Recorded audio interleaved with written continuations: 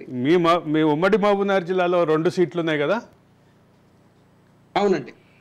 రెండిట్లో ఒకదానికి అభ్యర్థి ఆల్రెడీ ప్రకటించబడ్డారు. మీకు పార్టీ నుంచి కాంగ్రెస్ వంశీచంద్ గారిని ప్రకటించారు. వారు గెలవబోతా ఉన్నారు. ఏమంటారు రవి?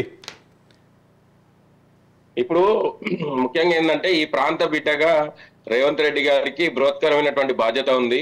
ఈ ప్రాంత బిడ్డగా ఈ ప్రాంతం వెనుకబడినటువంటి జిల్లా నుంచి ఆయన ముఖ్యమంత్రి కావడం నిజంగా మా ప్రాంత ప్రజలకు గొప్ప వరం. అయితే ముఖ్యమంత్రిగా ఉన్న కాలంలోనే మా ప్రాంతం సుభిక్షం కావాలి, మా ప్రాంతంలో ఉన్నటువంటి జూరాల ప్రాజెక్టు 13 టీఎంసీలు నీళ్లు నిండాలి, అదే విధంగా Bhima lift irrigation, Kalwakurthy lift irrigation, Tummilla project అన్ని కూడా సస్యశ్యామలం కావాలి, పాలమూరు రంగారెడ్డి ఎత్తిపోతలు కూడా పూర్తి కావాలి అనే ఒక లక్ష్యాన్ని ఈ రోజు ముఖ్యమంత్రి గారు తీసుకొని పోవాలి.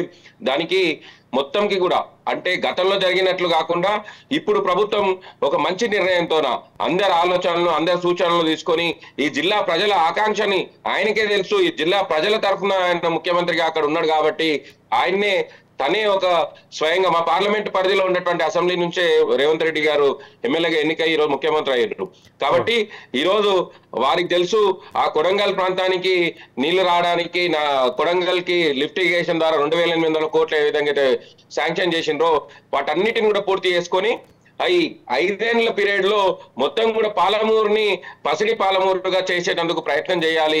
దానికి ఒక గొప్ప అవకాశం వచ్చింది కాబట్టి ఆ అవకాశాన్ని పూర్తి చేసుకొని తరతరాలుగా ఒక 100 ఏళ్ల వరకు కూడా గుర్తుండేటట్లుగా ఈ ప్రాంతాన్ని సుభిక్షం చేసేటువంటి పరిస్థితిని రేవంత్ రెడ్డి తీసుకురావాలని చెప్పేసి ఈరోజు ముఖ్యమంత్రి గారిని మేము కోరుకుంటున్నాము ఈ ప్రాంత ప్రజలుగా. అదేవిధంగా నేడు ఈ ప్రాంతంలో ఇంకా చాలా వరకు కూడా మా జీవన ప్రమాణాలు పెరగలేవు. మేము తెలంగాణ రాకముందు ఏ విధంగా ఉన్నామో ఈ 10 ఏళ్లలో కూడా మా జీవన ప్రమాణాలు పూర్తిగా మెరుగుపడలే.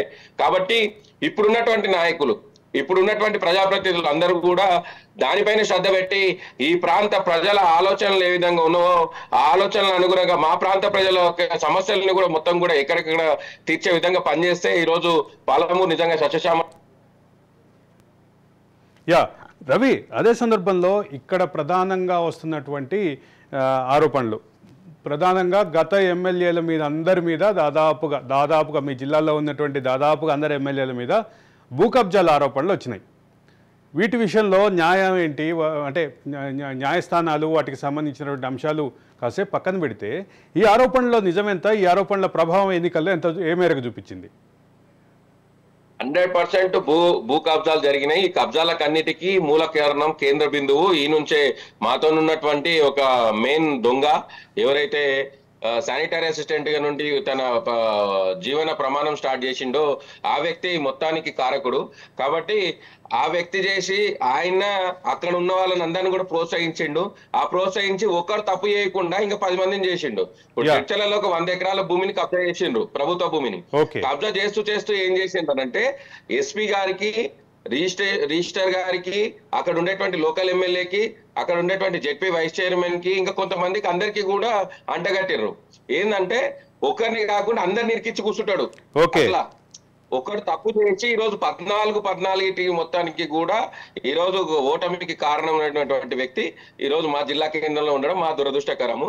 అయితే ఈ రోజు మా ప్రజలు ఇదంతా గమనించి అరే ఇది పెద్ద ప్రమాదంగా వస్తుంది కాబట్టి ఈ ప్రమాద గంటికని బయటికి తోలాలి అని చెప్పేసి మహబూబ్ నగర్ లో మేమందరం కూడా ఏదైతే ఈ ప్రమాదాన్ని పొంచి ఉంది అని చెప్పి గమనించినామో మేమందరం కలిసి రాఘవేంద్ర రాజు కావచ్చు, నేను కావచ్చు, బండే